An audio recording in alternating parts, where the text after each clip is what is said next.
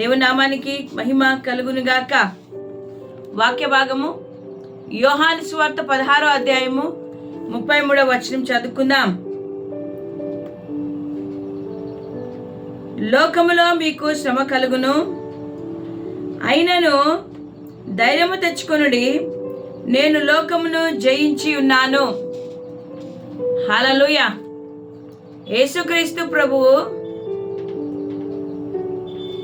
ఈ మాటలను మాట్లాడుతూ ఉంటున్నాడు. యోహాను సువార్త 16వ అధ్యాయం 33వ వచనం ఒకసారి చదువుకుందామా. నా యందు మీకు సమాధానం కలుగునట్లు ఈ మాటలు మీతో చెప్పుచున్నాను.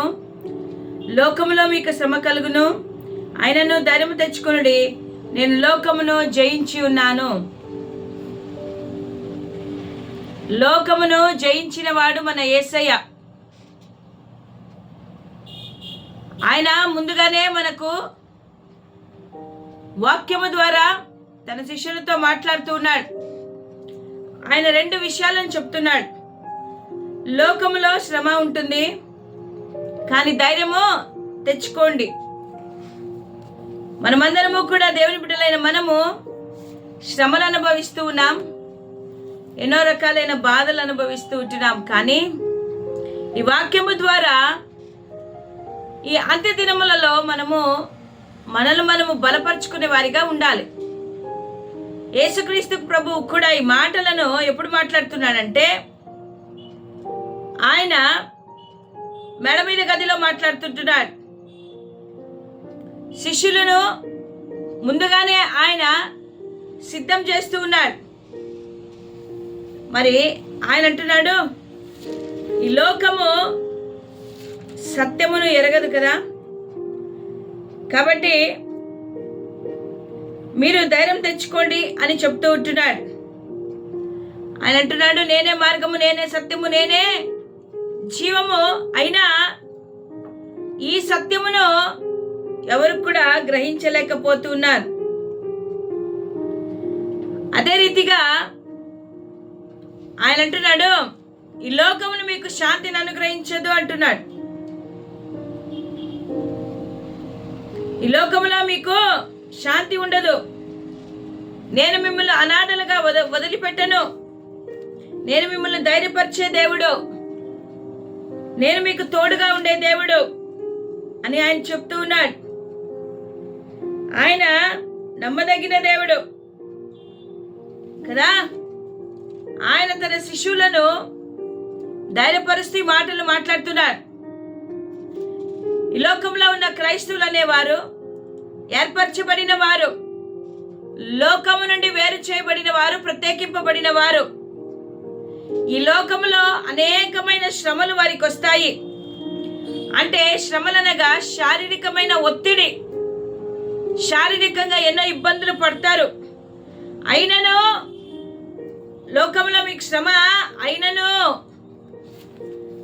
అనే మాటను మాట్లాడుతున్నాడు. ధైర్యము తెచ్చుకొనుడి.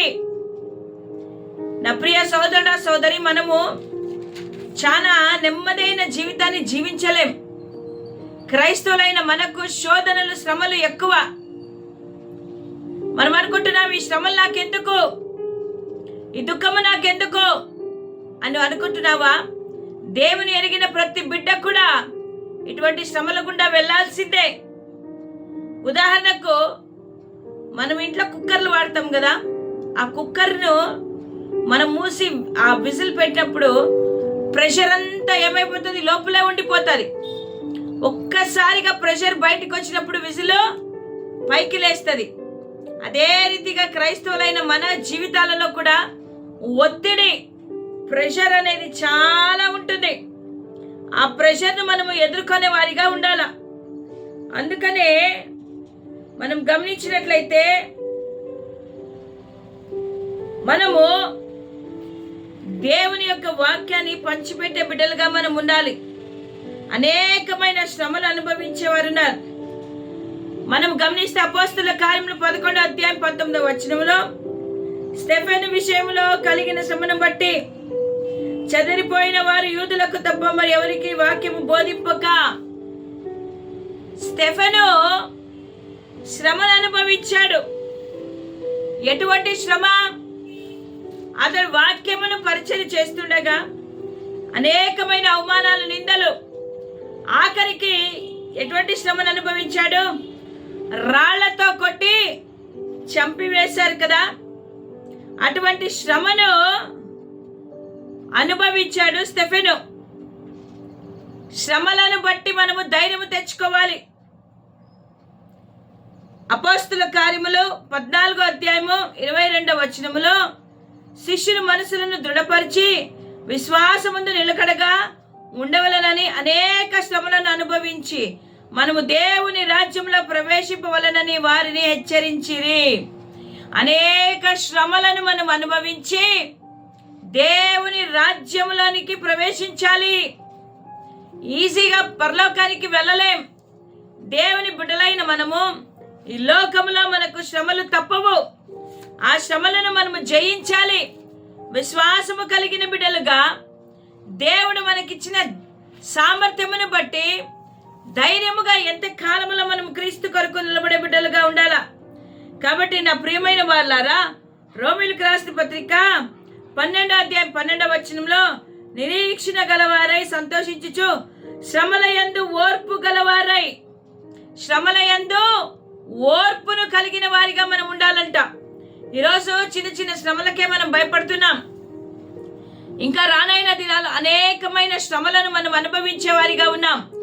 క్రీస్తును ధరించిన మనము అనేకమైన శ్రమలను అనుభవించడానికి కూడా సిద్ధంగా ఉండాలి.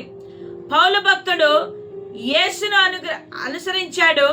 పౌలు జీవితం అంతా శ్రమలతో నిండి ఉంది. శిష్యులైన వారు, యేసును వెంబడించిన వారు, యేసు పరిచర్య చేస్తున్న వారు ఎన్నో శ్రమలను ఎదుర్కొన్నారు.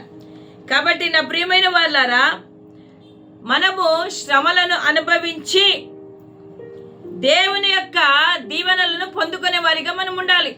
శ్రమలలో దేవుడు నీకు తోడుగా ఉంటాడు. శ్రమలలో దేవుడు నీకు విజయాన్ని ఇస్తాడు. శ్రమలలో దేవుడు నిన్ను నడిపిస్తాడు. ఎంత ఒత్తిడి వచ్చినా, ఎంత వేదన వచ్చినా, ఎంత నువ్వు నిస్సహాయ స్థితిలోనికి నువ్వు వెళ్ళిపోయినా, శ్రమలలో నువ్వు ధైర్యము తెచ్చుకో. ఎందుకంటే యేసయ్య అంటున్నాడు, నేను లోకమును జయించి ఉన్నాను. యేసయ్య కూడా మానవ శరీరముతో ఈ లోకానికి వచ్చాడు.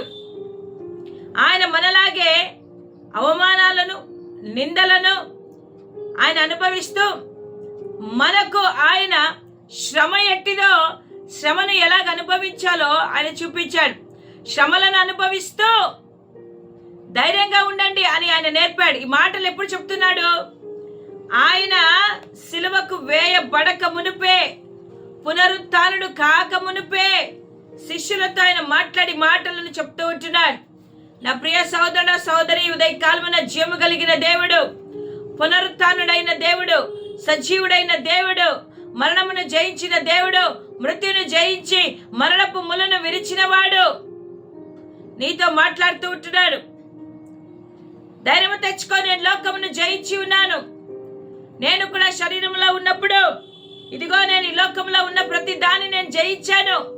కోపాన్ని జయించాను, అసమాధానాన్ని జయించాను, అపవిత్రతను జయించాను, మరణమును జయించాను. ఇదిగో మీరు కూడా ఈ శ్రమలను జయించే వారిగా ఉండాలి అని మాదిరిగా ఆయన మనకు చూపించాడు. కాబట్టి నా ప్రియమైన వాళ్ళరా, ఎంత ఒత్తిడి వచ్చినా, ఎన్ని ఇబ్బందులు కలిగినా, ఎన్ని శ్రమలు కలిగినా, ఎంత దుఃఖమున్నా, ఎంత భారము పడినా, వాటినన్నిని మనము ధైర్యముగా శ్రమలను ఎదుర్కోవాలి. చిన్న చిన్న వాటికే మీరు భయపడుతున్నారే, చిన్న చిన్న వాటికే బెదిరిపోతున్నామే, ఈ శ్రమలకే తట్టుకోలేక మనం పరిగెత్తుతున్నామే. కానీ దేవుడు అంటున్నాడు, ధైర్యము తెచ్చుకో, ఇంకా గొప్పవి రాబోతున్నాయి. ఇంకా అనేకమైన వాటిని మనం చూడబోతుంటున్నాం. రాకడ సమీపముగా ఉంది. కాబట్టి లోకములో దేవునిని ప్రేమించు వారిని ద్వేషిస్తారు, దేవుని ప్రేమించు వారిని ఇష్టపడరు, దేవుని ప్రేమించు వారి మీద అవమానాలు, నిందలు, ఎన్నో శ్రమలు మనం అనుభవించాల్సి వస్తుంది. వాటికి మనల్ని మనము సిద్ధపరచుకోవాలి. హల్లెలూయా. ఈ ఉదయకాలమున నీవు సిద్ధపడి ఈ శ్రమలన్నీ అనుభవించడానికి, క్రీస్తు అనే నామమును భరించడానికి నువ్వు సిద్ధంగా ఉంటున్నావా? మొట్టమొదటిగా నిన్ను నువ్వు సిద్ధపరచుకో. దేవుని ప్రేమించే వారిగా దేవుడు ఈ లోకంలో మన ఉంచుతున్నాడు. మన జీవితము చాలా సుఖవంతంగా ఉండదు, కానీ ప్రతిదీ శ్రమతో కూడినదే. కాబట్టి శ్రమలలో దేవుడు నీకు తోడై ఉన్నాడు. శ్రమలలో దేవుడు నీకు సహాయము చేస్తాడు. శ్రమలలో దేవుడు నిన్ను లేవనెత్తుతాడు. నీ శ్రమలలో దేవుడు నిన్ను ఆదుకుంటాడని ధైర్యం తెచ్చుకొని ఈ శ్రమలన్నింటినీ మరి ఓర్పు కలిగిన వారై ఓర్పుతో ఈ శ్రమలను జయిస్తూ యేసయ్య ఏ రీతిగా ప్రతిదానిని జయిస్తూ వచ్చాడో మనకు కూడా అట్టి శక్తిని దయచేయి ప్రభు అని దేవుని అడుగుదాం. ఉదయ కాలమున దేవుడు నీకు ఈ లోకంలో విజయం ఇస్తాడు. శ్రమలను ఎదుర్కొనే సత్తాను నీకు ఇస్తాడు. శ్రమలలో దేవుడు నిన్ను బలపరిచి నిన్ను నడిపిస్తాడు. శ్రమలలో దేవుడు నీకు తోడుగా ఉంటాడు. ఈరోజు మన గ్రామాల్లో జరుగుతున్న, మన పట్టణాల్లో జరుగుతున్న అరాచకాలను, ఈ శ్రమలను మనము స్టెఫెను వలె ఎదుర్కొని క్రీస్తు కొరకు సాక్షి బిడ్డలుగా నిలబడి మనము దేవుని కొరకు హతసాక్షులైనా పర్వాలేదు, క్రీస్తు కొరకు మనము అవమానపరచబడినా పర్వాలేదు, క్రీస్తు కొరకు మనం కొట్టించుకున్నా పర్వాలేదు, క్రీస్తు కొరకు మన యొక్క ప్రాణాలు పోయినా పర్వాలేదు, ఆ శ్రమలను మేము అనుభవిస్తామని దేవుని కొరకు దేవుడు మనకిచ్చిన మాటను బట్టి ఆయన మనల్ని అనాథలుగా వదలలేదు. ఆయన మనకు పరిశుద్ధాత్మను తోడుగా ఇచ్చాడు. పరిశుద్ధాత్మ దేవుని సహాయం వలన వీటినన్నిటినీ జయించగలిగిన శక్తిని దేవుడు మనకందరికీ అనుగ్రహించును గాక. ఆమేన్. హల్లెలూయా. దేవుని నామానికి మహిమ కలుగును గాక.